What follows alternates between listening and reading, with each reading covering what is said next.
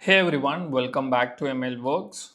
In this video, we'll be discussing about principal component analysis and we'll also implement the same using NumPy. Now to understand PCA, imagine you are looking at a 3D globe and you want to take an image of that 3D globe.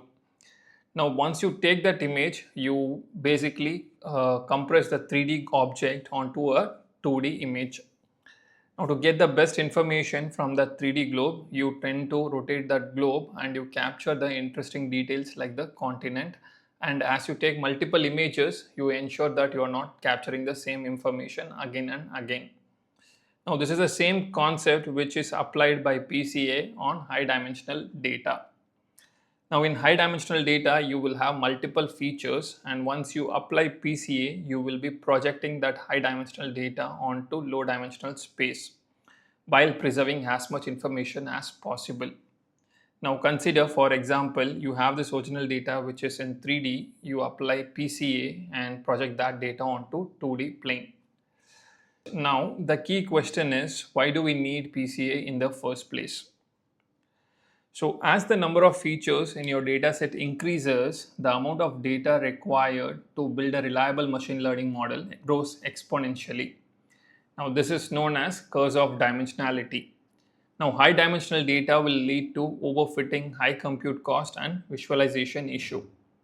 So by overfitting, I mean as you have large amount of data, you will be building a complex model, and that complex model will also learn the noise from the data such that it leads to overfitting. Now since we have large amount of data, we also end up having high compute cost, and since it has high dimensional data, we cannot visualize beyond 2D or 3D. Now this is where PCA comes into picture, which combines the redundant or highly correlated features into smaller set of brand new uncorrelated features called as principal components. Now let's look at the core concepts of PCA. So first is variance. Variance is nothing but spread of a single variable. It measures how much the value of a variable spread around the mean value of that variable. When it comes to covariance, it represents how two variables are moving together. For example, if one variable is increasing, whether the other variable is also increasing. If one variable is increasing, whether the other variable is decreasing, or one variable is completely irrelevant to what other variable, which is known as near zero covariance. Now let's talk about principal components, eigenvalue and eigenvector. So once you apply PCA, you will be generating principal components. If you look at this plot, in the scatter plot, our data is spread across this specific direction, which is Z. Now this is the direction of maximum variance, and this is known as principal component 1. Then we have this direction, which is W, which is your next highest variance along the W direction, which is perpendicular to PC1. Now the correlation between these two components is 0. Next is eigenvalue and eigenvector. Eigenvector represents the direction of the new features, and then eigenvalue comes into picture, which is the magnitude of the maximum variance along that specific direction. Now let's understand when to use and when to avoid PCA. So if you want to visualize data, then you can apply PCA. And if you have highly correlated data, then you can apply PCA. And if you want to improve the performance of your machine learning algorithm, then you can apply PCA. And the reasons when you want to avoid PCA is when you want to understand the relationship between your feature and your output. Because once you have PCA, you cannot understand which feature is affecting your output. And then comes our nonlinear data, where PCA is a linear transformation, but if your data contains nonlinear complex relationship, then PCA will fail to understand that relationship. That's where kernel PCA or TSNE might come into picture. Now with this, let us move on to our implementation of PCA with the NumPy. So first let us import all the necessary packages, which is NumPy as np, and from sklearn let's import the data set as well.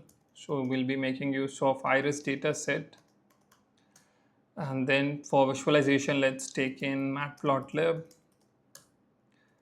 pyplot as plt. Now once the import is done, we can create our PCA class. So PCA, let's define our init function which will take in the n components, which represents the number of components you want to project on. So by default we'll set it as 2, and self dot n underscore components is equal to n underscore components def fit method self comma x. Now since PCA is an unsupervised learning algorithm, we don't have any target variable, so we take in x, and first we'll be mean centering the data, meaning we'll be subtracting our features with the mean value of that feature. For that we can do self dot mean is equal to np dot mean of x along the axis is equal to 0, and then x is equal to x minus self dot mean. Once this is done, then we have to we have to create the covariance matrix from this data. So for that what we can do is covariance is equal to np dot cov followed by x dot transpose. Now once this is done, then we have to identify the eigenvalue and eigenvector from the covariance matrix. Eigen underscore values comma eigen underscore vectors is equal to np dot linear algebra dot eig, which gives out our eigenvalue and eigenvector. So once we get this, we have to perform a transpose on eigenvector. So eigenvectors is equal to eigenvectors dot transpose, and then we have to sort our eigenvalues such that the first eigenvalue represents the maximum variance, second eigenvalue will represent the next highest variance. So for this we have to do np dot arg sort and followed by eigenvalues and reverse the values here, or reverse the indices. We'll get the indexes here with the maximum eigenvalue at the top. And here what we have to do is we have to get eigenvalues is equal to eigenvalues of indexes. Similarly, not this one, let me go down. Yeah, eigenvalue or eigenvectors is equal to eigenvectors, these indices we are interested in. Now we are almost done. So we have captured eigenvalues, eigenvectors. Now we want to take, based on the n components, we want to take the n components from eigenvectors. So for this, self dot components is equal to, we have to take eigenvectors dot, not dot, we just have to take the is equal to colon, we have to pass the self dot n components. Now this will give us our principal components along with the maximum variance. Now we have to just go to diff dot transform, and here we want to take our test data set on which we want to perform the PCA. And here whatever the x we have, we also again have to subtract the mean, self dot mean, and then we have to return, we have to, in a sense, right, we have to just do np dot of x comma self dot component dot transpose. Now we are almost done with our PCA. Now we have our fit function, transform function. Now let me just run this. Now let us take out the data set. Okay, so here we have our data, which is iris data set. X comma y is equal to, we also have to, okay, we don't have to do anything with respect to the labels. So let me just keep it as it is. and here we'll have data dot data comma data dot target, and then let me just run this. So let's see x dot shape here first. Yeah, so we have our 4 variables here. Now we can just initialize our PCA.